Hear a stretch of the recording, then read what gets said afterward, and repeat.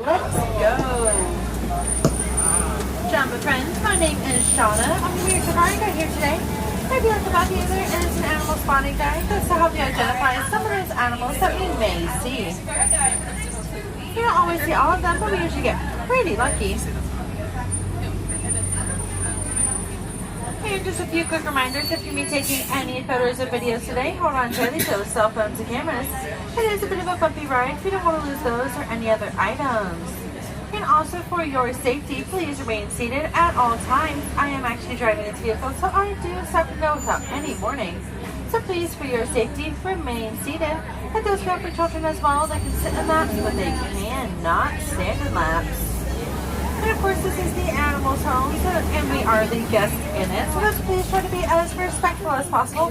So please, no screaming, yelling, kissing noises, whistling to the animals that could scare them and put them in danger or put us in danger. So we definitely don't want to do that. Now, is this anyone's first time on the safari today? Yeah, welcome. I hope you guys have a great time. Thank you. But is everyone excited for a safari? Yeah. Awesome. Hope we're going to see some pretty great animals. Fingers crossed. Alright, we got the all clear from the warden to head on in. So let's go ahead and get started.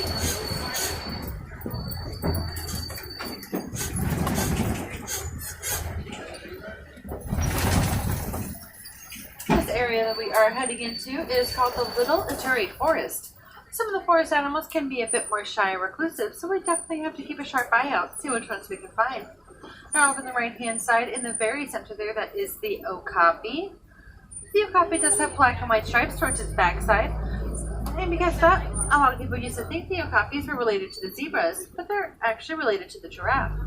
They have a long, prehensile tongue just like the giraffe, which means they can wrap their tongues around branches and twigs to pull off the leaves to eat.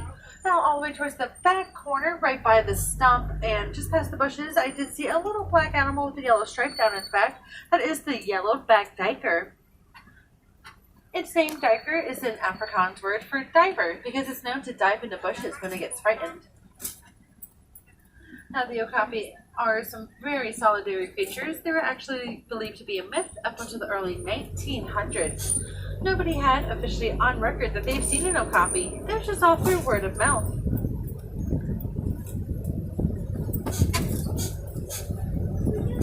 Oh, what's that?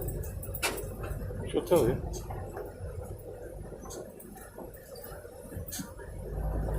Some forest animals like to use the cover of darkness to do their daily activities, such as feeding, migrating, and giving birth.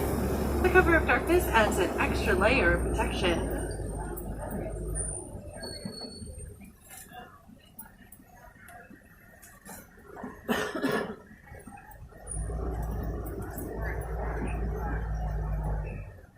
Over on the left-hand side, some of my friends in the front row might have to look over their shoulder a little bit.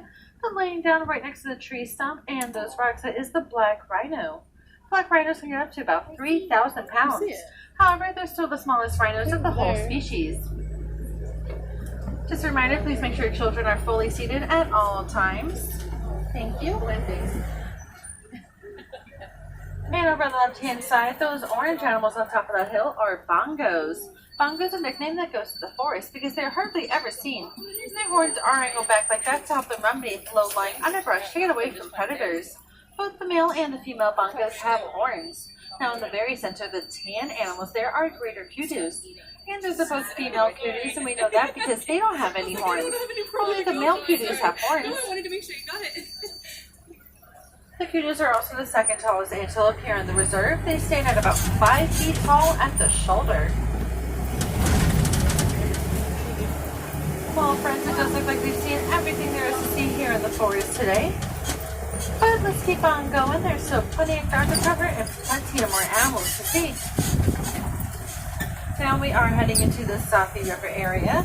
This area here is much different than the forest, so of course it is going to invite a lot of different kinds of animals we want to get to see over in the forest.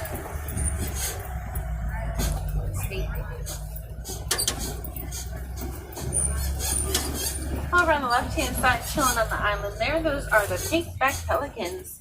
They get their name because during their mating season, the feathers on their back turn a light pink color. Both the male and the female pelicans will tend to the nest, and their eggs take about 30 days to hatch. Now also on the left, I do see a hippo in the water. Hippos have very sensitive skin, so they usually stay submerged in water all day to prevent them from getting sunburned. And they can stay fully submerged underwater for up to 8 minutes at a time. They'll typically come out once the sun goes down to graze on the vegetation that's nearby, taking about 60 to 90 pounds of vegetation each night. Now, all of the blackbirds here are just native vultures that migrated to this area. Birds are definitely one of the most common animals found in water areas like this. Some birds will call this place home, while others will just call it a little rest stop in their migration path. Now off on the left-hand side are some Nile crocodiles. These crocodiles are the largest ones found in Africa. They grow to lengths of 16 feet long and weigh about 500 pounds. They can also eat about half their body weight in one sitting. The crocodiles will cool down by leaving their mouths open. When they do that, it allows gas to escape their bodies to help lower their body temperatures. Oh, we didn't like the fight with one of those. Now what they're actually doing though is adjusting their temperature to the outside temperature, and being able to do that is called being ectothermic. If it's ever just too hot out one day and that's not really working out for them, they can also do it in the water as well.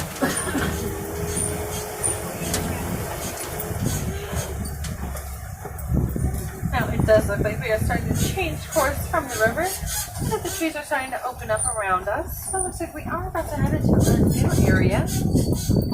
Over on the right-hand side, this giant tree here, that is the baobab tree. The baobab tree is also called the upside-down tree because its branches look like roots. And the baobab tree can also remain leafless about 9 months out of the year in order to conserve water and energy for the long droughts of Africa. And it is also the indicator to let us know that we are now heading into the savannah. The savannah is home to some of the most iconic animals found in the wild, like giraffes, elephants, lions, and more. And this view is actually very similar to the view that the Disney animator saw about 25 years ago while doing a research safari for The Lion King. Now coming up on the right-hand side, that is a Maasai giraffe. I know it's a Maasai giraffe because of the spotty-like patterns they have on their coats. I do see another one right by this tree here. And it does look like a pretty young giraffe. When giraffes are first born, they start out at 6 feet tall, and they grow to heights of 18 to 20 feet tall. It's a young one. If you look at all of those trees over on the right in the center, all the leaves look pretty evenly cut at the bottom. Now they don't naturally grow like that, of course. I would say that is because of giraffes. They do definitely go for any and every single leaf within their reach. So they kind of end up naturally trimming these trees for us. I do see some movement up ahead on the left. Let me round this rock really quick. Let's get a bit of a closer look. Over on the left-hand side are some African wild dogs. They're also nicknamed the painted dogs because of their brightly colored coats. The African wild dogs are also some of the most successful hunters here in Africa. They hunt together as a whole pack. They don't give up until their prey collapses from exhaustion. And just a reminder, please remain fully seated at all times, even when the truck is not in motion. So over on the left-hand side, those large brown antelope laying down are the sable antelopes. Their long horns are angled back like that to help deter lions and other predators from wanting to jump on their backs. They are also the official mascot of the Harambe Wildlife Reserve. And these orange pillars coming up on both sides of us here, these are termite mounds. Elephants like to use termite mounds as scratchy posts because they are as hard as concrete. And termites use 3 ingredients while making these, and that's saliva, mud, and dung. Lovely. Now up ahead, towards the right, but they will be on the left-hand side here in just one moment. That is a small group of giraffes, and a group of giraffes is called a tower, which makes sense. It's a sort of tower over everything here in the savannah. Oh.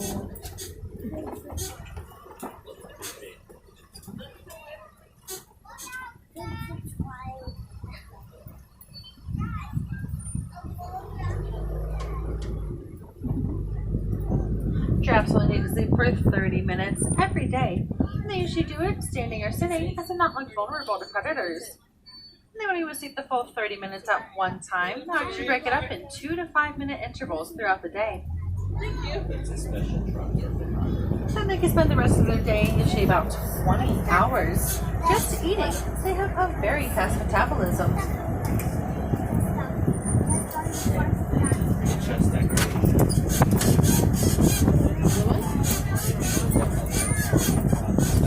And a little fun fact about different fingerprints, how none of us have the same fingerprints. A giraffe's pattern is like that as well. No two giraffes will ever look exactly the same.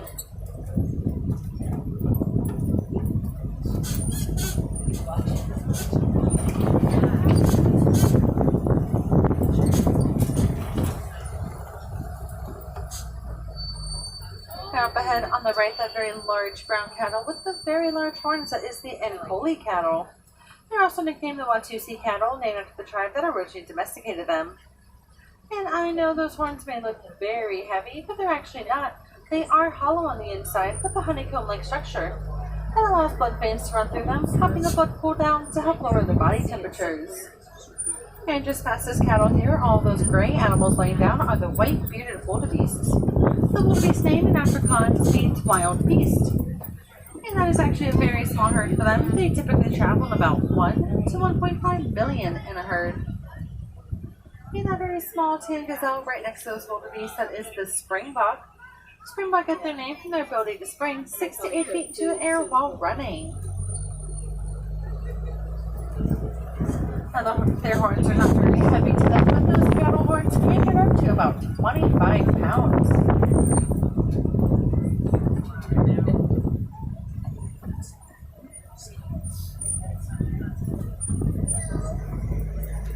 I do see another springbok up ahead that will be much easier to see than that one that was all the way back there.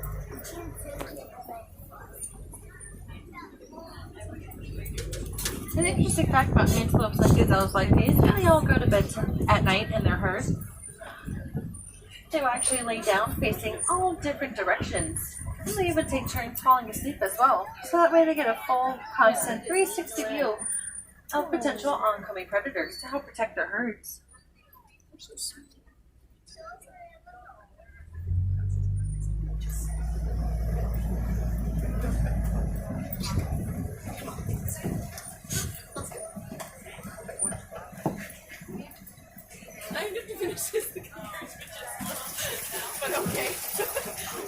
Now coming up on the right hand side here is an African elephant. We know they're African elephants because of their ears. Their ears are actually shaped with the continent of Africa. And elephants will cool down by flapping their ears like that. They have blood vessels right behind them, so that helps the blood cool down to help lower their body temperatures.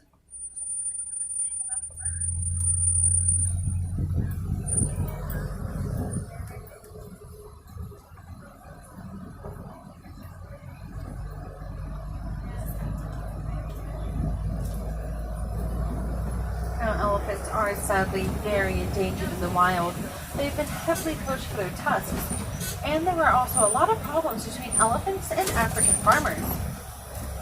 They were considered crop-raiding animals because during their migration periods, they would walk around and accidentally trample over some of those farmers' fields.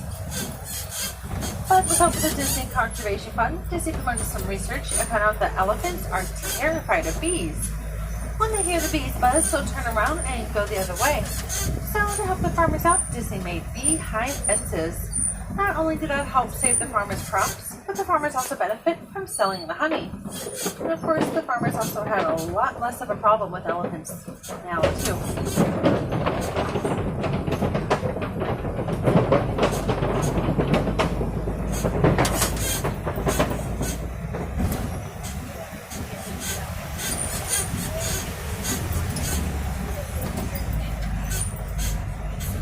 And now we are coming up on some red clay pits.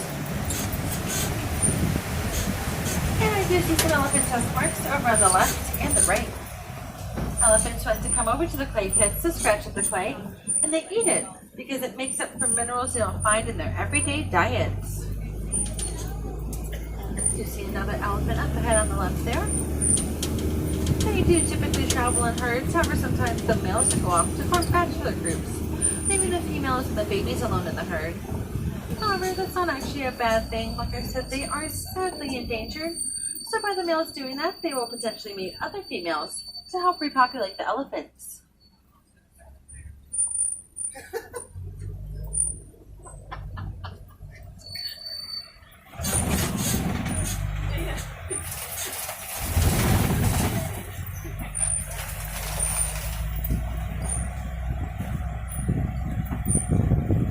And if you look in the very center here, that is the baby elephant. If you look closely, you can see she is starting to get her tusks in.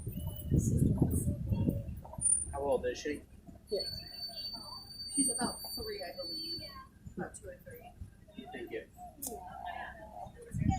Elephants also have very sensitive skin, but to help with that, they'll take mud, dirt, grass, or any other items they can find to throw on their backs. They use that as a natural sunblock.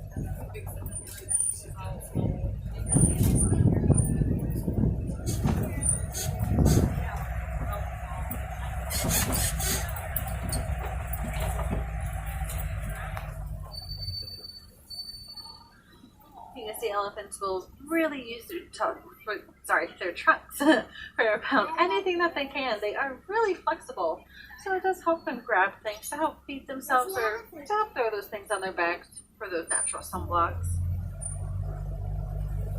Flamingos. Now, also on the left-hand side are some greater flamingos. These flamingos have a diet of brine shrimp, which is a bit different than the shrimp that we eat. Brine shrimp has a vitamin called carotene in it, and that's what makes the feathers that bright pink color. When a baby flamingo is born, they start out as gray, and it takes about 2 years for their feathers to turn pink. The greater flamingos are also the lightest pink shade and the tallest of the whole species. These ones here can get up to about 5 feet tall.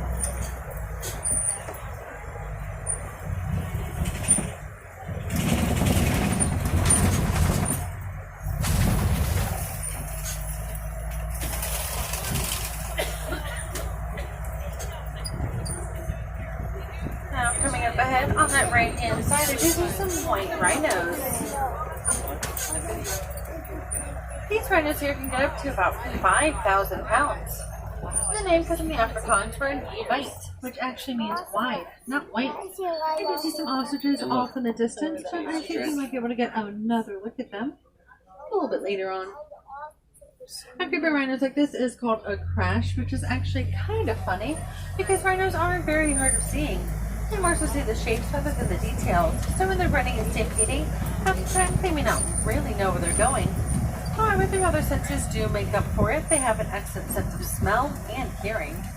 And on the left in the center here is a mud pit. Rhinos will typically hang around this mud pit because they also have sensitive skin, so they love to take mud baths. Not only will that help soothe their skin, but it also acts as a natural bug repellent.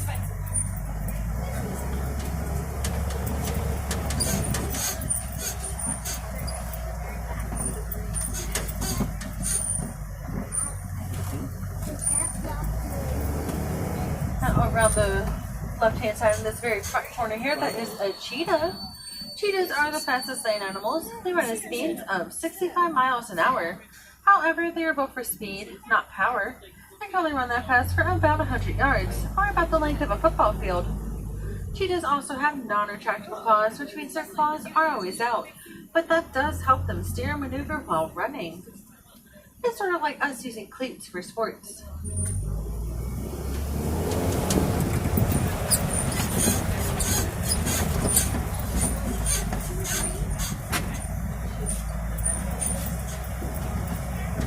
And now we are coming up on some Kofi rocks. Kofi rocks like these are what lions like to call home because it provides an excellent overlook of the savannah. Lions do definitely prefer higher ground. Not only will that help them look for oncoming potential predators, it'll also help them look for prey as well. Over on the right, I do see another look at some of those ostriches there. Ostriches are the largest birds in the world. However, they are flightless, but they do use their wings to help steer and maneuver while running. They can run at about 40 miles an hour.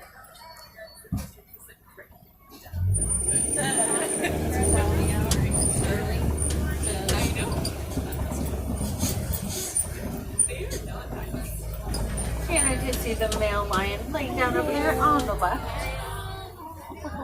The female lions would do most of the hunting in the pride, while the male lions will typically stay back to protect the pride. A lion's roar can be heard from up to 5 miles away. And this may surprise you, but during the daytime, our eyesight and a lion's eyesight are close to about the same. But at night, a lion's night vision is 6 times better than ours, which makes them very successful nighttime hunters. And they are also more nocturnal creatures, so they're most active at night. They also like to sleep or rest about 16 to 20 hours every day. Over the left-hand side towards the center, that is a warthog. Warthogs are the largest burrowing animals. They like to go into those burrows backwards with their chest facing out, so they're ready to defend themselves if a predator were to come by. They are also surprisingly fast. They can run at about 35 miles an hour, with their tail straight up in the air, just like Pumbaa, the Lion King.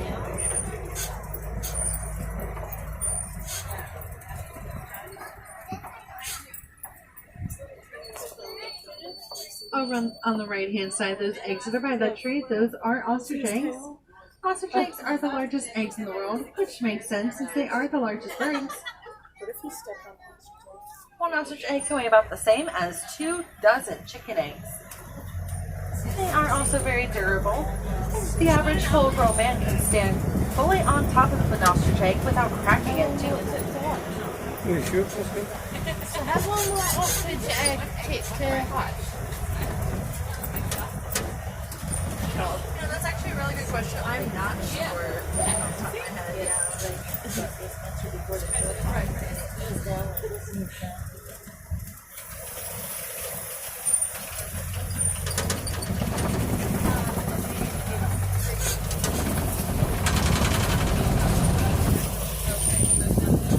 Now we are heading into the Magadi Glen. Magadi in Swahili means hot springs. Over on the left-hand side, laying at the very top of that hill there, that is the scimitar horned oryx. Oryxes like these can go up to 9 months out of the year without drinking any water. However, if you do get water from their herbivore diet. And to also help them save and conserve on water, they don't start to sweat until their body temperature reaches 115 degrees Fahrenheit.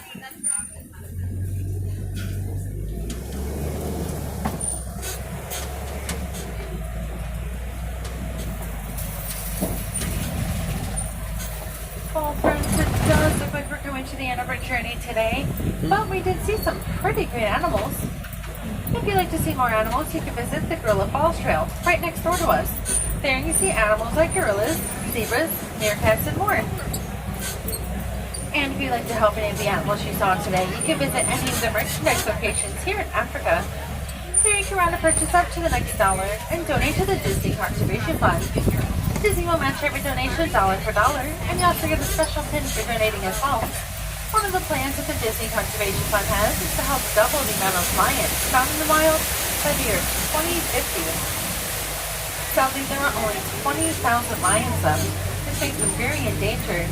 And they've also suffered a dramatic 90% decrease from 100 years ago, when there were 200,000 lions. And if I have any wilderness explorers on board today, the name of this truck is Simba 1. That is SIMBA 1. Alright friends, I hope everyone had a wild time here today at the Harambe Wildlife Reserve. Once again, my name is Shauna. My friends here in Harambe, we don't like to say goodbye. That is way too sad and way too final. Instead, we say Kwaharini, which means go well. So Kwaharini friends, go well, go wild, and have